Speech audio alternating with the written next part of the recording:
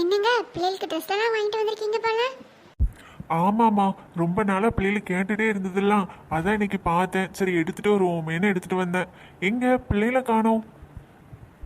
Reena, Joseph, வாங்க ரெண்டு பேரும். அப்பா என்ன வாங்கிட்டு வந்திருக்காங்கன்னு பாருங்க. ஐ, அப்பா எங்களுக்கு புது ட்ரெஸ் வாங்கிட்டு வந்திருக்கீங்களா? ஆமா, எனக்கு அப்பா வாங்கிட்டு வந்திருக்காங்க. தொப்பிலாம் இருக்குது, சூப்பரா இருக்குது. ஆமாம் பிள்ளைங்களா, கேட்டுகிட்டே இருந்தீங்கல்ல ரொம்ப நாளா. பிடிச்சிருக்கா ட்ரெஸ் உங்களுக்கு? ஆமாப்பா, எனக்கு ரொம்ப பிடிச்சது. எனக்கும் ரொம்ப பிடிச்சிருக்குப்பா.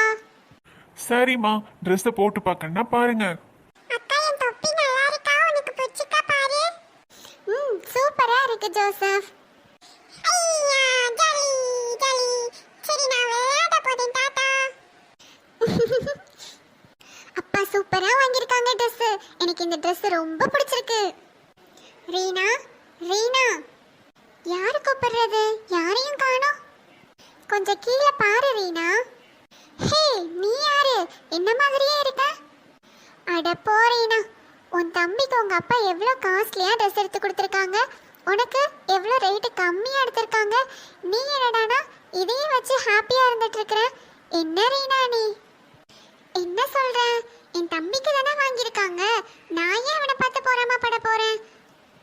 என்ன ரீனா நீ இவ்வளோ ஏமாளியா இருக்க? அவனுக்கு கேப்பு கோட்டுன்னு என்னெல்லாம் வாங்கியிருக்காங்கன்னு பாரு. ஆனா எனக்கு என் ட்ரெஸ் பிடிச்சிருக்கே. என்ன காணோம்? இப்ப என்ன பண்றது? அது சொன்ன மாதிரி அப்பா எனக்கு ரேட்டு கம்மியாக தான் வாங்கி கொடுத்துருக்காங்க. அவனுக்கு தான் ரேட்டு கூட வாங்கியிருக்காங்க. நான் அப்பா கிட்ட கேட்க போறேன். அப்பா, அப்பா, என்ன ரீனா? எனக்கு இந்த ட்ரெஸ் பிடிக்கலப்பா, எனக்கு வேற வாங்கிட்டாங்க. ஏம்மா, இப்பதான் ரொம்ப பிடிச்சிருக்குன்னு சொன்னேன்.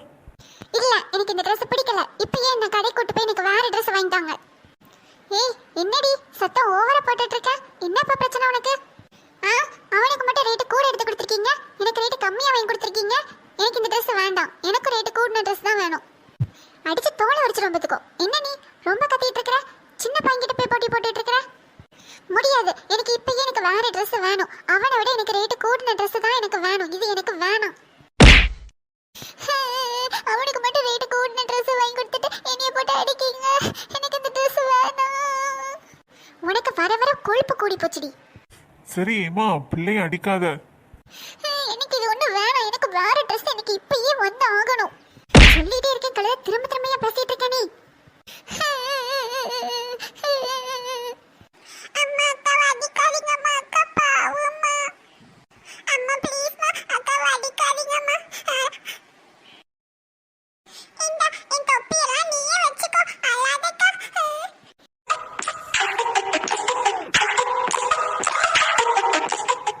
பாத்தீங்களா ஃப்ரெண்ட்ஸ், ஒரு நிமிஷத்துல இந்த பொறாமை எவ்வளவு பெரிய மாற்றத்தை உண்டு பண்ணிடுச்சுன்னு. அதனாலதான் சொஸ்த மனம் உடலுக்கு ஜீவன், பொறாமையோ எலும்புருக்கின்னு நீதிமொழிகள் 14ஆம் அதிகாரம் 30வது வசனத்துல சொல்லப்பட்டிருக்கு. நீங்களும் இந்த மாதிரி வீட்டுல சண்டை போட்டுட்டு இருக்கீங்களா? பொறாமையால இப்பயே மாறிடுங்க.